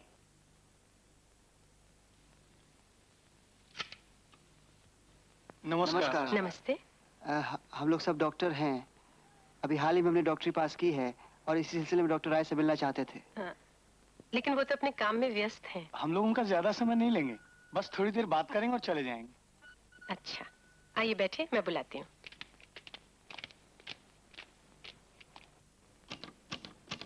कुछ जूनियर डॉक्टर्स मिलने आए हैं। सब अमूल्य की वजह से हुआ है। पब्लिसिटी। क्या जरूरत थी उसे ये सब करने की?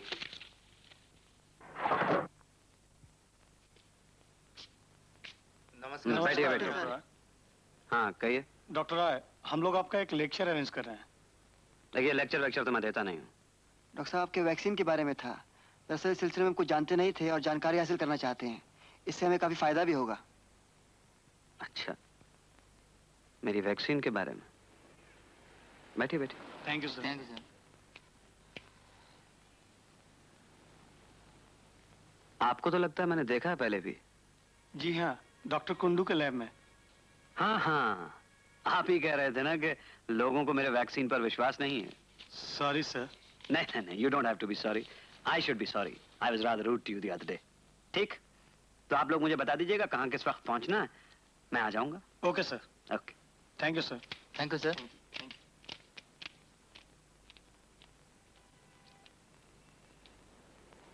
क्या बात है, बहुत खुश लग रही हो। एक कप चाय पियोगे? ठीक है, बना लो। अच्छा सुनो, मैं भी तो टाइपिंग में तुम्हारी मदद कर सकती हूँ। जी नहीं, ये कोई ऑफिस की टाइपिंग नहीं है कि मैं बाबू की तरह बोलता रहूं और आप धड़ धड़ करके स्टेनो की तरह टाइपिंग करती रहें। अच्छा, तुम बेकार की चीजों में टाइम क्यों वेस्ट करती हो? जाके चाय बनाओ ना। ये दरवाजा खुला छोड़ो और किस बात पर लड़ाई चल रही है? अब तो कंप्लीट ही हो जाएगा मेरा काम। अच्छा, अखबार पढ़ा आपने? मैं अखबार नहीं पढ़ता हूँ। आज तो मैंने भी नहीं पढ़ा। क्यों? तो पढ़िए। डॉक्टर दीपांकर राय के आविष्कार के विरुद्ध समालोचना। लाइए मुझे दीजिए, मैं पढ़ता हूँ। डॉक्टर रामानंद चटर्जी और डॉक्टर सुशांत मल्लिक ने डॉक्टर दीपांकर राय की आविष्कृत वैक्सीन की तीव्र समालोचना की है। उनके विचार से मनुष्य के शरीर पर प्रयोग किए बिना ऐसी सफलता की कल्पना करना हास्यास्पद एवं मजाक है। डॉक्टर रामानंद चटर्जी का कहना। भाड़ में जाइए Ramanand, idiot of a man. मुझे नहीं जाना किसी सेमिनार में लेक्चर देने। अरे, इसका उस लेक्चर से क्या संबंध? ये किस लेक्चर की बात कर रहे हैं? कुछ जूनियर डॉक्टर्स इनके वैक्सीन के बारे में लेक्चर देने का इनविटेशन दे गए हैं। तो ये तो अच्छी बात है, लोगों को वैक्सीन के बारे में जानकारी होगी। देखो, तुमने जब वादा कर ही लिया तो लेक्चर पे जाना पड़ेगा, नहीं तो वो लोग और उल्टी सीधी बातें करेंगे। करने दो, इडियट्स। अच्छा जाओ तुम लोग, मुझे काम करने दो। अच्छा बताओ, जो लोग आए थे उनका क्या कसूर है? उन्होंने तो सचमुच तुम्हारे काम के बारे में जानने के लिए ही तुम्हें बुलाया है ना? अच्छा मुझे बताओ, डॉक्टर रामानंद चैटर्जी का मेरी वैक्सीन से क्या संबंध है, या किसी भी डॉक्टर का क्या संबंध है? ये वैक्सीन एक्सेप्ट होगी भी या नहीं, इसका फैसला तो इस लाइन के साइंटिस्ट ही करेंगे ना। Microbiologist, molecular biologist, cellular biologist. अभी तो इंसान के जिस्म पर एक्सपेरिमेंट्स होंगे, रिएक्शंस देखे जाएंगे, रिजल्ट्स देखे जाएंगे। बहुत लंबा सफर है, और ये लोग अभी से मुझे गालियां दे रहे हैं। दादा, ये जो हमारा महान देश है, ये हमारा ही क्यों, दुनिया में कहीं भी जब जब किसी ने नया करने की कोशिश की है, उसे गालियां खानी पड़ी हैं। यह आविष्कार तो मैंने बहुत पहले कर लिया था अमूल्य।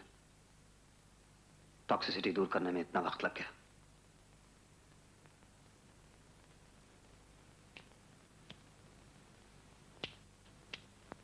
चला जाऊंगा मैं यहां से, सीमा को मैं साथ लेकर चला जाऊंगा, विदेश, अफ्रीका।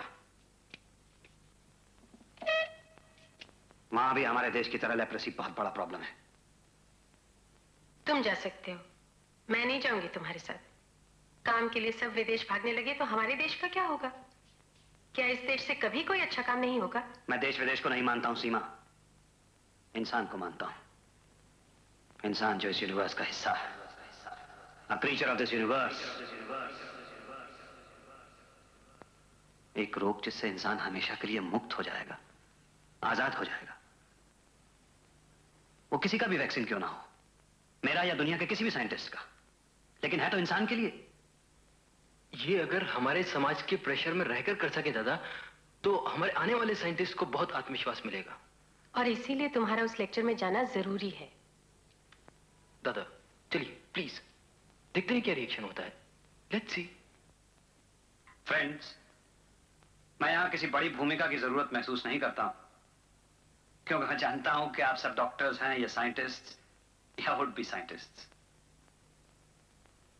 मेरी रिसर्च का पहला स्टेप है लेप्रेसी के रोग को एनिमल्स में पैदा करना, क्योंकि हम जानते हैं कि इस रोग की सृष्टि होने के बाद ही हम प्रूव कर सकते हैं इस रोग को मिटाया जा सकता है या नहीं। हम लोग आपकी वैक्सीन की कहानी सुनना चाहते हैं। हाँ, कहानी, वो अजीब कहानी। मैं वही कहने की कोशिश कर रहा हूं। जैसा कि हम सब लोग जानते हैं कि लेप्रेसी बहुत छोटी उम्र में, बचपने में अटैक करती है, लेकिन इसका इंक्यूबेशन पीरियड बहुत बड़ा होता है। 15 या 20 साल के बाद पता चलता है कि यह रोग हुआ है या नहीं। हम स्कूल की किताबी बातें सुनने नहीं आए। I am talking about लेप्रोमेटस। लेप्रोमेटस की बात कर रहा हूं मैं।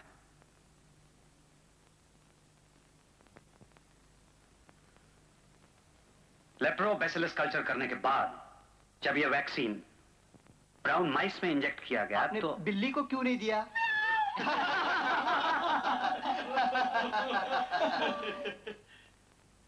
क्योंकि हम जानते हैं कि शिशु अवस्था में ही लेप्रेसी अटैक करती है, इसलिए मैंने 2 तरीके से एक्सपेरिमेंट्स किए, 1 डजन मेल और 1 डजन फीमेल ब्राउन माइस को लेकर। मैंने नोट किया, मेरी वैक्सीन को मेल और फीमेल ब्राउन माइस में वैक्सीनेट करने के बाद जब मैंने माइकोबैक्टीरियस लेप्रोबैसिलस के साथ उन्हें इनोकुलेट किया, तो लेप्रेसी का रोग उनमें ग्रस्त हो गया। लेकिन वैक्सीनेटेड फीमेल माइस के बच्चों पर इसका कोई असर नहीं हुआ। उसके बाद इस बैसिलस को मैंने फ्रीज ड्राइंग प्रोसेस में। इस लोड शेडिंग के जमाने में आपने किस रेफ्रिजरेटर में फ्रीज किया? Who said that? You said that. मुझे लगता है यहां पर साइंस से कनेक्टेड एक भी आदमी नहीं है। यहां पर फ्रीजर का मतलब घर का रेफ्रिजरेटर नहीं।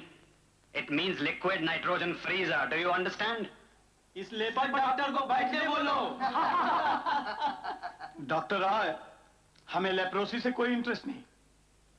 तो फिर आपने मुझे यहां क्यों बुलाया है?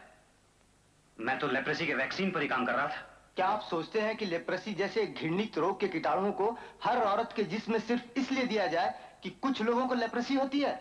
कुछ लोग, do you know the number? 3.5 to 4 million people. सिर्फ हमारे देश में 35 या 40 लाख लोग ऐसे हैं जो इस बीमारी के शिकार हैं। पॉक्स क्यों आप वैक्सीनेट करते हैं? वो भी तो इंसान के जिस्म में आप पॉइजन डालते हैं। डू यू और नॉट?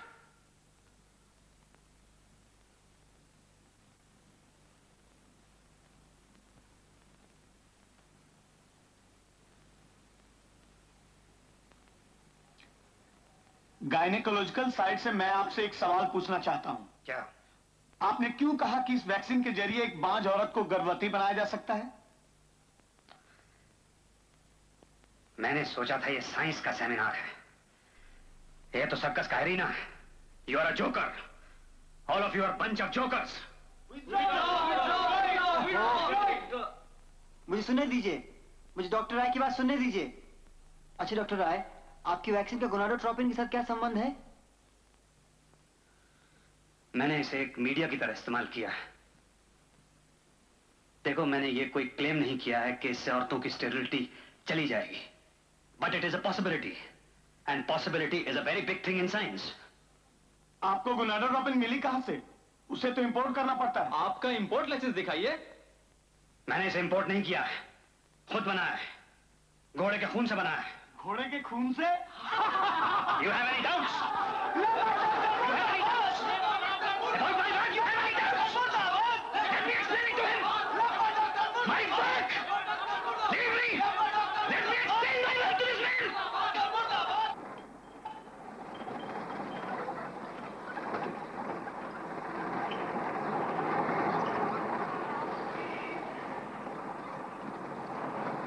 दादा,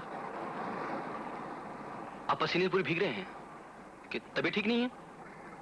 सीने में दर्द हो रहा है। क्या कह रहे हैं? चलिए पहले हॉस्पिटल चलते हैं। नहीं, सीमा के पास जाऊंगा।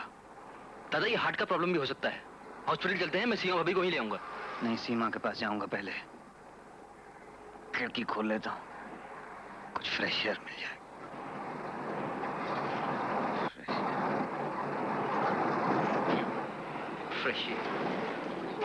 फ्रेश एयर आपको कहां मिलेगी दादा? वो तो जाने कहां गुम गई है। आज आपने जो कुछ मीटिंग में देखा वो हमारे समाज का एक रिफ्लेक्शन है। इस समाज में आज हम जी रहे हैं। कुछ लोग आपको मिलकर तोड़ना चाहते हैं। क्यों? क्योंकि इसलिए वो बस तोड़ते हैं।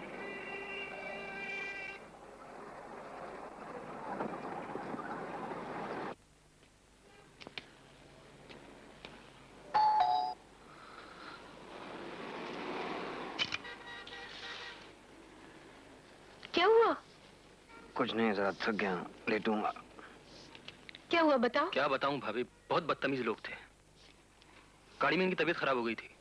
मैं इनको हॉस्पिटल ले जाना चाह रहा था, लेकिन जिद करने लगे पहले आपके पास आएंगे। मैं ले आया।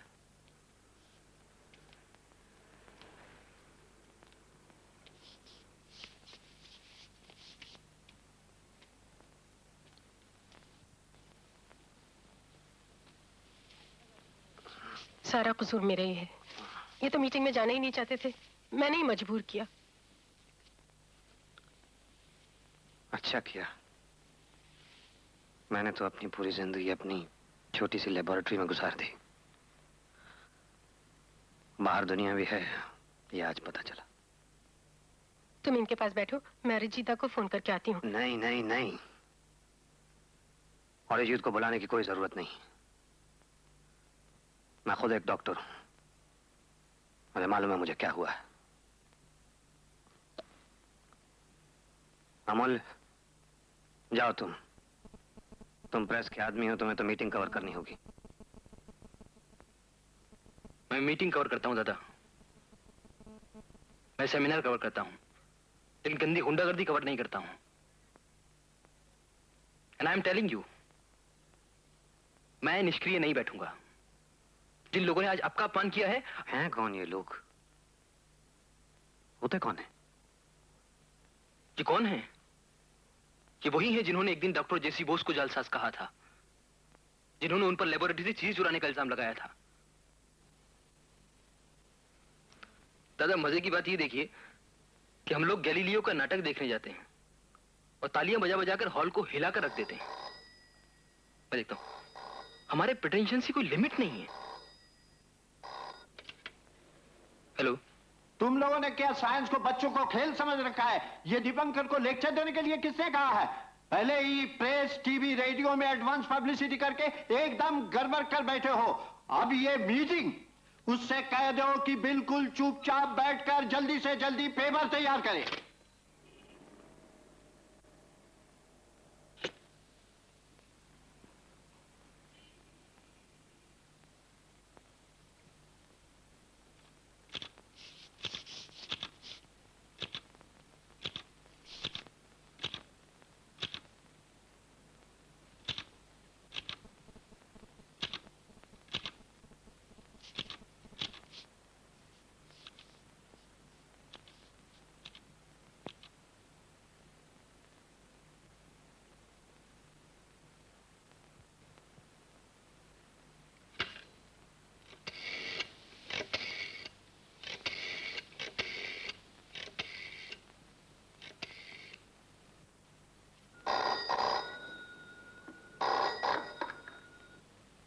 हेलो, मुझे बहुत डर लग रहा है पारो।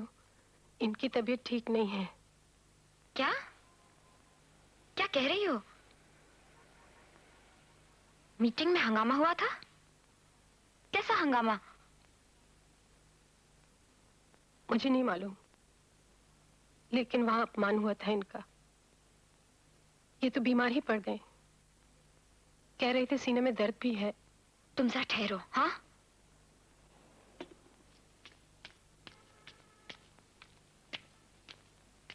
सुनो, दीपांकर भैया की तबीयत ठीक नहीं है।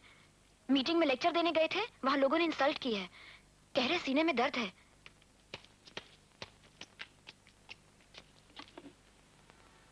हेलो सीमा, क्या उसे पसीना आ रहा है? जी, जब घर आए थे तो पसीना भी था। घबराओ मत, मैं अभी आ रहा हूँ। ईसीजी वहीं ले लूंगा। और अजीत? अरे, तुझे फोन तक आने के लिए किसने कहा इडियट? जा जाके सो जा, मैं अभी आया। अरे नहीं नहीं, ठीक हूं मैं। मुझे मालूम था मुसीबत में सीमा तुम लोगों के अलावा किससे कहेगी। चिंता की कोई बात नहीं, मैं ठीक हूं। भाभी से भी कह देना परेशान ना हो।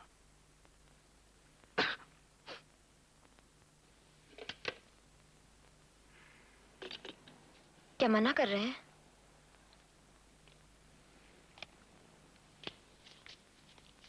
मैं जानती थी।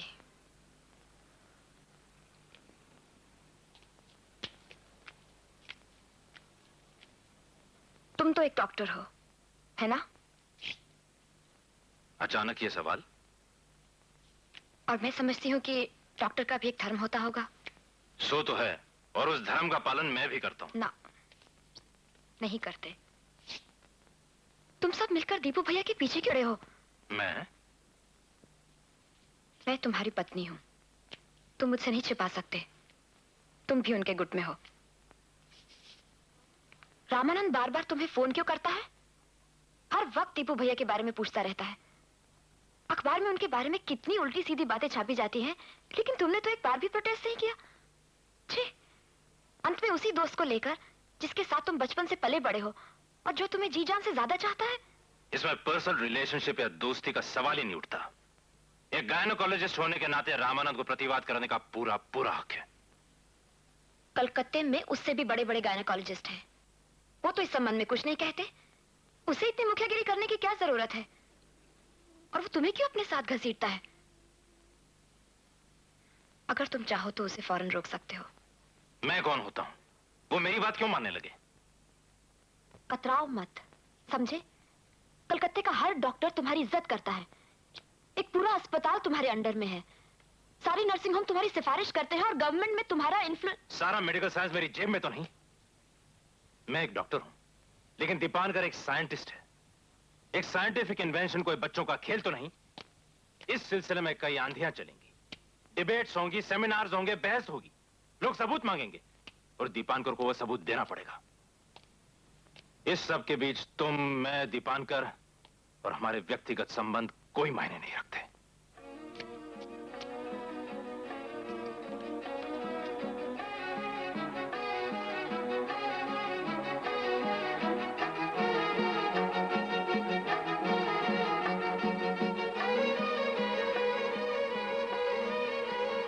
जानते हो अरिजीत, मैंने दीपंकर के काम के पूरी डिटेल्स के साथ एक चिट्ठी जॉन एंडरसन फाउंडेशन को लिखी है। John Anderson foundation? हाँ, मुझे तो बहुत बहुत उम्मीद है। बहुत दिनों बाद साइंस का एक ओरिजिनल काम, शायद एक मेजर ब्रेक थ्रू भारतवर्ष में हो सकता है।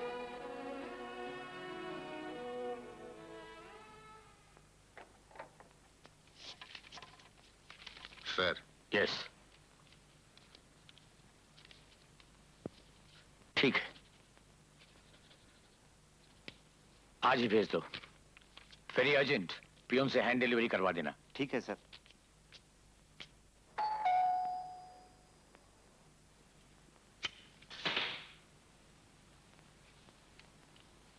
गवर्नमेंट की चिट्ठी है, यहाँ साइन कर दीजिए।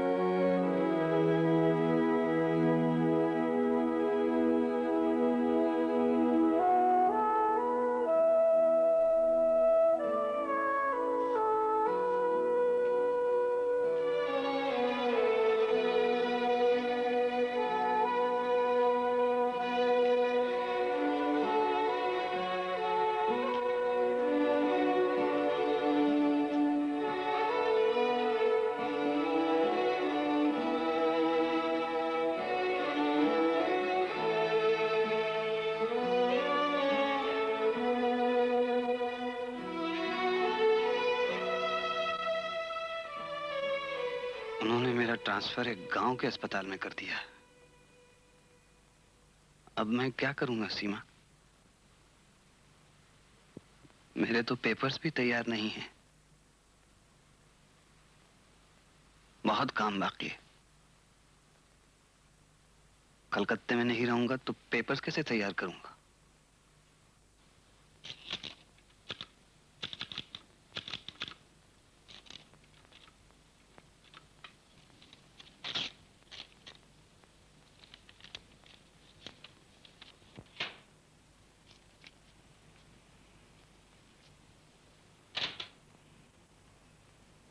बैठिए।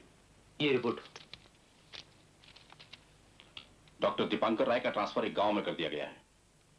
इसका मतलब है एक वैज्ञानिक को उसके रिसर्च वर्क से हमेशा के लिए वंचित करना। ये खबर हम अखबार में नहीं छाप सकते। क्यों? दीपांकर राय कोई न्यूटन या आइंस्टाइन नहीं है जिसके लिए इतना असर का पाया जाए। न्यूटन और आइंस्टाइन के अलावा भी पृथ्वी पर बहुत सारे वैज्ञानिक हैं जिनके बारे में हम जानते तक नहीं है। और बात ये नहीं है, बात दरअसल ये है कि डायरेक्टर ऑफ हेल्थ जानबूझकर दीपंकर राय के पीछे पड़े हैं। और अगर ऐसा हुआ तो ये विज्ञान के क्षेत्र में एक बहुत बड़ा सेटबैक होगा। पहले ये साबित तो होने दीजिए कि वो एक साइंटिस्ट है। उनको साबित करने का मौका तो दिया जाए। गवर्नमेंट अपने सारे विज्ञापन बंद कर देगी, इसका ख्याल है आपको? आपकी इस रिपोर्ट के चलते हम विज्ञापन बंद नहीं कर सकते। अखबार विज्ञापन पर चलता है, वैज्ञानिक पर नहीं। जी हाँ, बिल्कुल सही कहा आपने। अखबार एडवर्टाइजमेंट के बिना नहीं चलता। लेकिन मैं चलता हूं।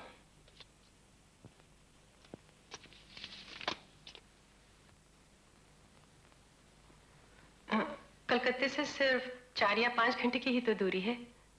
मैं हर हफ्ते तुमसे मिलने आ जाया करूंगी।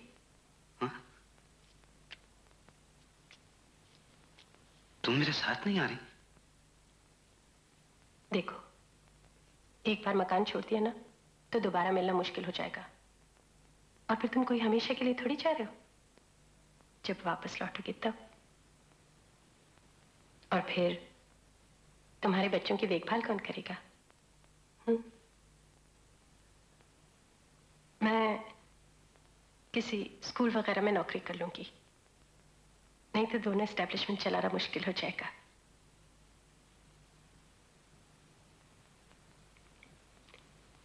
तुम फिक्र मत करो, मैं हूं ना तुम्हारे साथ।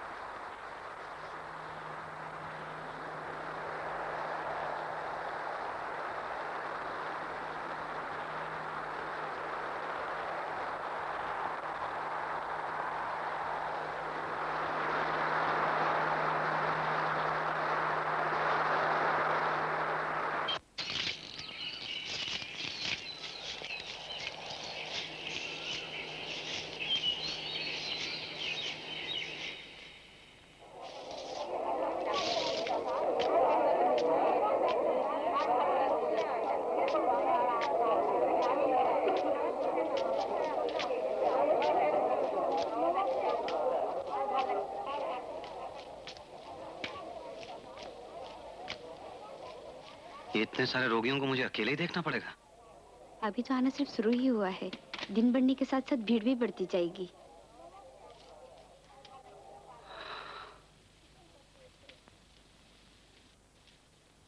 John Anderson Foundation, London. Dr. Dipankar Roy, care of Director of Health Services.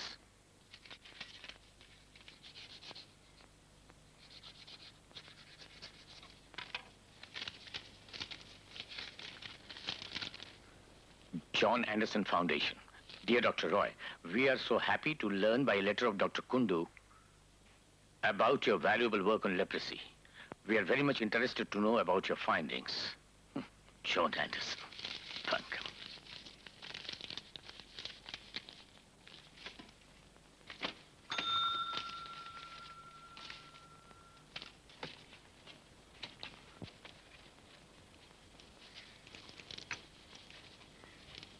John Anderson Foundation.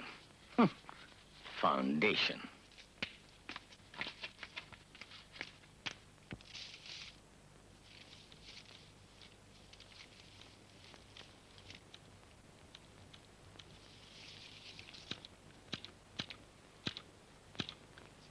Doctor साहब, आपका खाना अभी खा लीजिए वरना ठंडा हो जाएगा।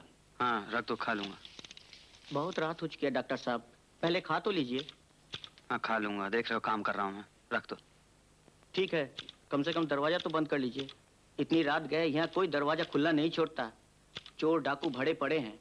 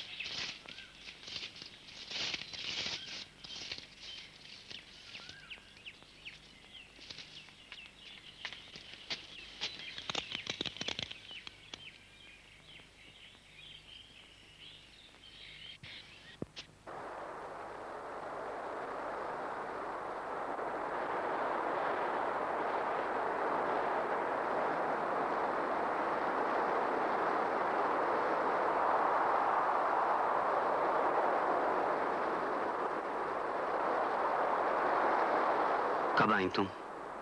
सीधे स्टेशन से चली आ रही हूँ। कल ही वापस तो नहीं चली जाओगी? वापस नहीं गई तो तुम्हारे लेबोरेटरी एनिमल्स की देखभाल कौन करेगा? उन्हें तकलीफ नहीं होगी? वो तो किसी काम नहीं आए। आएंगे, एक दिन जरूर आएंगे। तुम्हें यकीन है? पूरा।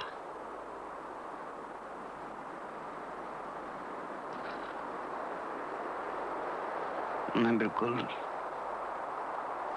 काम नहीं कर पा रहा हूं। पेपर्स भी रेडी नहीं हुए हैं।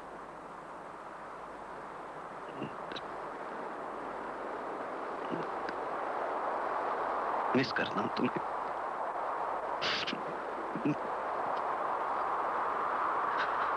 अरे ये क्या हो रहा है? देखो ऐसे नहीं करते। ऐसे करोगे तो मैं तुम्हें छोड़ के वापस कैसे जाऊंगी बताओ? प्लीज ऐसे मत करो। चल चलते हैं, अंधेरा हो रहा है।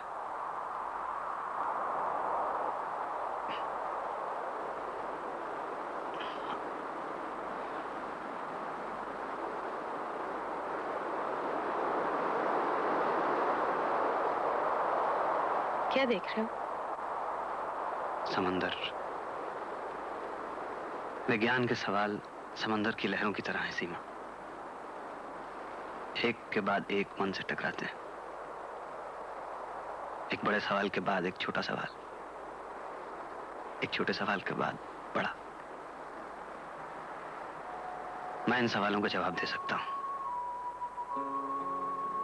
हाँ, कम से कम कुछ एक के जवाब तो दे ही सकता हूं। लेकिन लोग बहुत लाचार महसूस करता हूं। बदलेगा, सब बदलेगा एक दिन। जैसा तुम चाहते हो ना वैसे ही होगा, देख लेना। जानती हो, मैं रोज यहां आकर बैठता हूं और तारों को देखता रहता हूं। एक अजीब सी फीलिंग होती है। कैसी मैं बता नहीं सकता। जब आसमान में सितारे टिमटिमाते हैं तो ऐसा लगता है जैसे हमें कोई संदेश भेज रहे हो, मैसेज या चैलेंज दे रहे हो। कह रहे हो तुम लोग अपने छोटे से ग्रह में रहकर आपस में लड़ते झगड़ते रहते हो, वक्त बर्बाद करते रहते हो। हमारी तरफ देखो, हमें समझने की कोशिश करो। इस विश्वलोक के असीम रहस्य को कितना जानते हो? इंसान होने का इतना गुरूर, इतना घमंड,